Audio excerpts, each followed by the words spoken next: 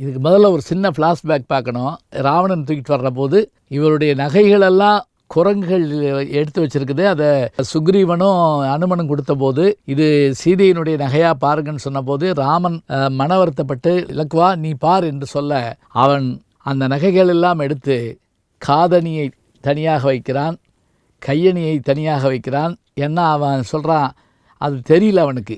ஆனால் காலில் இருந்த அணியை பார்த்த உடனே இது என்னுடைய அண்ணியினுடைய அணிதான் என்கின்றான். ஏனென்றால் அவருடைய பாதத்தை தவிர அவன் நிமிர்ந்து கூட பார்க்காத உத்தம குணமுள்ளவன். அப்படிப்பட்டவனை ஒரு வார்த்தை இவள் சொன்னவுடன், சீதை சொன்னவுடன், சரி நாம் இங்கே இருக்கக்கூடாது என்று முடிவு செய்து கொண்டு தன்னுடைய அம்பால் ஒரு கோடு போட்டுவிட்டு தயவு செய்து இதை தாண்டி வந்துவிட வேண்டாம் என்று மட்டும் வேண்டிக் கொண்டு செல்கிறார்.